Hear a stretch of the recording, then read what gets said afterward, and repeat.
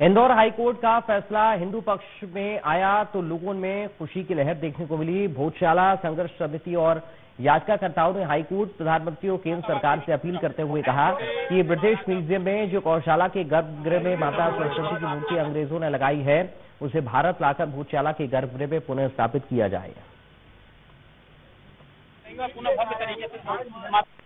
ये बताइए, जिस तरीके से अभी कमेंट्स आए हैं, फैसला ये कहा जाए लगभग हिंदू पक्ष में जी नहीं, लगभग नहीं, पूरी तरीके से फैसला हिंदू पक्ष में आ गया है। बशर्ते ये है कि अभी हम लोगों ने क्योंकि पूरी तरीके से फैसले को पढ़ा नहीं है, इसलिए पूरा कमेंट कर पाना संभव नहीं जब तक फैसले को हम नहीं पढ़ लेंगे, क्योंकि कोर्ट का फैसला है। सही बिंदु बाहर आने चाहिए, गलत बिंदु बाहर नहीं आने चाहिए। लेकिन अभी जो मुझको जानकारी हुई है, उस जानकारी के अनुसार ये तय किया गया है कि पूरी तरीके से ये जो भोजशाला का मंदिर है वो हिंदू मंदिर है और वहाँ माता वाग्देवी की पूजा होती रही है और आगे भी होगी, और उसको टेम्पल के रूप में एएसआई संरक्षित रखेगा। यानी कि मुस्लिम पक्ष का दावा पूरी तरीके से खारिज कर दिया गया है और वहाँ पर नमाज नहीं होगी और एएसआई इसका संरक्षण करती रहेगी। This judgment is said to be a historic judgment. इतिहास कहा जा रहा है। वकील साहब मेरे साथ में मौजूद हैं। सर, पहले तो बधाई, और दूसरी बात यह है, इस वर्डिक्ट को आप किस तरीके से देख रहे हैं? There were so many hindrances, बहुत सारे सवालात खड़े किए गए, जिसमें सबसे इम्पोर्टेंट सवाल था एएसआई की सर्वे पर ही सवाल खड़ा किया गया। जी, आपको और आपके दर्शकों को भी बहुत बहुत बधाई। ये जजमेंट जो है, ये एक सांस्कृतिक अवचेतना का दिन है। आज बहुत सारे ऐसे मंदिरों का एक मार्ग प्रशस्त हुआ है जो मंदिर या तो एएसआई द्वारा संरक्षित है या किसी दूसरे समाज का उन मंदिरों पे कोई अवैध कब्जा है।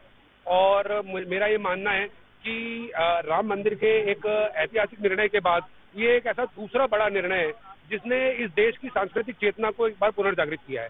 और माननीय न्यायालय ने सभी पक्षों को बहुत ध्यान से सुना। हिंदू पक्ष की ओर से हम लोगों ने कुछ ऐतिहासिक तथ्य रखे थे, कुछ ऐतिहासिक किताबें बताई थी, ब्रिटिश कालीन गजेटियर बताए थे, उन सभी गजेटियर्स को वैलिड माना गया। हमने कुछ आर्किटेक्चरल फीचर्स बताए थे कि मस्जिद के क्या क्या विशेषता है, किसी मस्जिद को देख के कैसे पता चलेगा कि मस्जिद है, मंदिर देखेंगे तो कैसे पता चलेगा मंदिर है। वो जो आर्किटेक्चरल फीचर्स बताए थे उनको सही माना गया। सम्रांगण सूत्र धारा राजा भोज द्वारा लिखी किताब थी, उस किताब में जो वर्णित है चैप्टर 47 और चैप्टर 49 में जो विशिष्टताएं दी हुई है, ये मंदिर वैसे ही बना हुआ है, उसको ठीक माना गया। और इसके अलावा जो एएसआई की सर्वे रिपोर्ट है उसको वैलिड माना गया। मुस्लिम पक्ष ने एएसआई की सर्वे रिपोर्ट के ऊपर सवाल जरूर उठाए थे, लेकिन वो अपने सवालों के संबंध में तर्क देने में असफल रहे। They were not able to back their questions along with proper evidences और प्रॉपर रिप्लाईज। और सिर्फ प्रश्न चिन्ह लगा देना कि ये रिपोर्ट वैलिड नहीं है, ये काफी नहीं है। माननीय न्यायालय ने कहा कि इन्वेस्टिगेशन जो है साइंटिफिक प्रोसेस है और एएसआई जो है उसको इस चीज का अनुभव है, एक्सपीरियंस है। तो एएसआई ने अगर इन्वेस्टिगेशन करा है तो विदाउट किसी जस्टिफाइबल रीजन के बिना उसको अवैध मानना ठीक नहीं है। इसलिए इन आपत्तियों को खारिज करते हुए रिपोर्ट को वैलिड माना। सर, मैं इस फैसले को 2 लाइन में अगर मेरे दर्शकों को समझाना चाहूँ तो कैसे समझूं? देखिए, 2 लाइन में मैं सिर्फ इतना कह सकता हूँ कि माननीय न्यायालय ने माना कि जो 1000 सालों से चलता आ रहा संघर्ष है और जो सामने दिखता है, जो एक आम आदमी देख के बता सकता है कि यह इमारत एक मंदिर है, पुरातात्विक ऐतिहासिक तथ्यों के हिसाब से इस इमारत को एक मंदिर माना गया है, और जिसके लिए मैं माननीय न्यायालय का भी धन्यवाद करता हूँ। मुस्लिम पक्ष की तरफ से कहा जा रहा है कि सुप्रीम कोर्ट का दरवाजा खटखटाएगा। जी, ये उनका अधिकार है, वो चाहें तो सुप्रीम कोर्ट जा सकते हैं।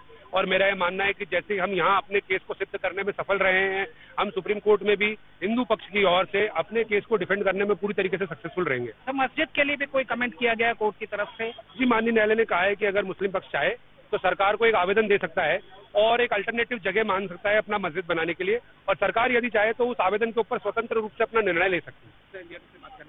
बहुत बहुत धन्यवाद। तो दिस एग्जैक्टली वाज वो वकील जिन्होंने कि इस केस को लड़ा, और इस केस को लड़ने के बाद में आज ये वर्डिक्ट आया है, जिसे सभी अपने आप में एक ऐतिहासिक वर्डिक्ट दिखा रहे हैं। वीरेंद्र रायकवाड़ के साथ मैं अतिहाब शेख, इंडिया न्यूज, इंदौर। मां सरस्वती की उस प्रतिकृति के साथ इस वक्त कुलदीप जी मेरे साथ में मौजूद हैं। कुलदीप भाई, this replica is a representation of the actual ideal जो वहां हुआ करती थी। ये रेप्लिका लेकर आप पहुंचे हैं, भावुकता आपकी देख ली मैंने, इस फैसले को लेकर आप बेहद उत्साहित हैं, लेकिन ये मूर्ति क्या कहती है यदि वहां तस्वीरें दिखा सकती? जी, actually this is the very emotional moment for us because this is the time when decision is about to come from the court.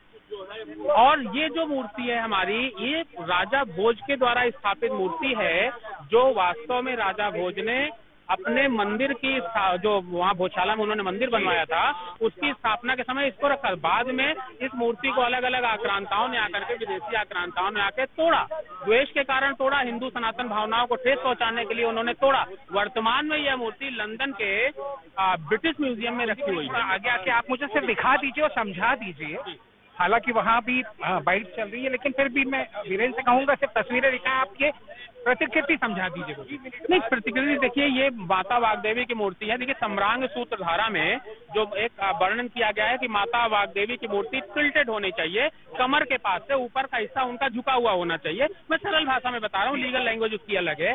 तो वो देखिए बिल्कुल उसी तरीके की मूर्ति है जो सम्रांग सूत्रधार के जो वर्णन से मैच करती है, और यही वो मूर्ति है जो लंदन के ब्रिटिश म्यूजियम में रखी है, जिसको हमको वापस लाना है, जिसके लिए एक लंबे समय से हिंदू समाज संघर्षरत है। केंद्र सरकार को पहले ही उस पर विचार करना चाहिए था, लेकिन क्योंकि अभी तक ये मूर्ति भोजशाला में नहीं आई है, आज फैसला आने वाला है और हमने अपनी याचिका में विशेष रूप से इस मूर्ति को वापस ला करके भोजशाला में स्थापित करने की प्रेयर की हुई है।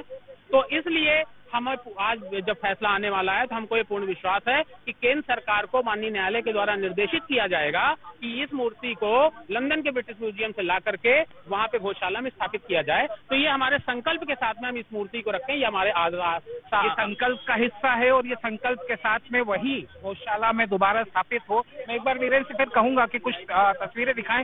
कुलदीप भाई, एक चीज और बताइएगा, हर घर में होनी चाहिए माता सरस्वती, हर घर में होनी चाहिए। देखिए, माता सरस्वती की पूजा केवल एक धर्म की पूजा नहीं, कि शिक्षा की देवी है। माता सरस्वती और शिक्षा और ज्ञान की जरूरत है सबको, शिक्षा और ज्ञान की आवश्यकता सबको है।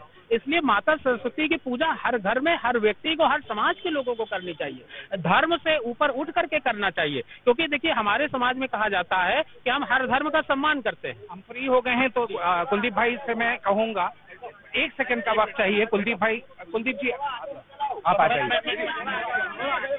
कुलदीप जी आप आ जाइए। आप मुझे सिर्फ इतना सा बता दीजिए, जो आप वर्णन कर रहे थे इस मूर्ति का, जो प्रतिकृति है, ये वर्णन कैसे? देखिए, ये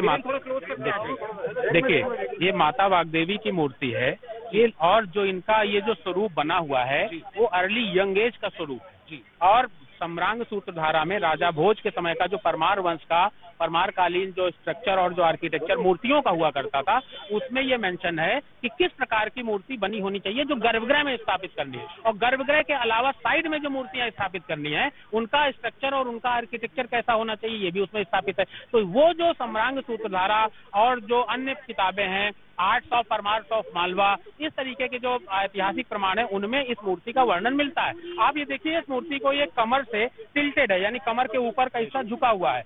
ज्यादातर जितने भी परमार वंश के आपको मंदिर मिलेंगे, जितने भी, उसमें मूर्तियों का जो देवियों की मूर्तियां हैं उनका जो स्वरूप है वो इसी रूप में मिलता है। ये भी अपने आप में एक ऐतिहासिक तथ्य हो। बिल्कुल ऐतिहासिक तथ्य, और बाकायदे इस ऐतिहासिक तथ्य को हमने कोर्ट में भी रखा हुआ है। ऐसा नहीं है कि मतलब अभी हम कह रहे हैं, इसको ऐतिहासिक तत्व को बाकायदे रिटर्न में हमने कोर्ट में रखा हुआ है। तो आज हम इस संकल्प के साथ इस मूर्ति को लेकर के आए हैं कि माता वाग्देवी हमारी आराध्य हैं, और माता वाग्देवी की पूजा हर घर में होती है और हर समाज के लोग करते हैं, और विद्या की देवी है, विद्यालय में स्थापित होती है। विद्या की देवी है, और विद्या की देवी के मंदिर के लिए ये लड़ाई इतने दिनों तक चलती रही, जिसका इंतजार अब लगता है खत्म होने को। बिल्कुल, आज हमको पूरा विश्वास है कि इंतजार खत्म होगा, और जो मैं आपको बता दूं कि फैसला आ चुका है संभवतः, और मेरे पास वो कुछ चीजें। चलिए, मैं आपको इसी इंटरव्यू के दौरान ब्रेकिंग देता हूं। कुलदीप जी, No let down the case. ASI report relies on conclusion of ASI. Government has the obligation to ensure protection of monuments and sanctions. बिल्कुल, फैसला हमारे पक्ष में आ रहा है, और धीरे धीरे अभी मेरे पास पॉइंट्स आ रहे हैं, और अभी कोर्ट ने ASI की जो रिपोर्ट है उस पर रिलाई किया हुआ है, और अभी कोर्ट में इस पर फैसले पे सुनवाई चल रही है। हमारे वकील साहब अंदर हैं, और कोर्ट ने कहा है कि ASI के जो रिपोर्ट है हम उसको पूरी तरीके से मानते हैं, सही है। बिल्कुल बिल्कुल, ये ब्रेकिंग है, दिस इज द ब्रेक।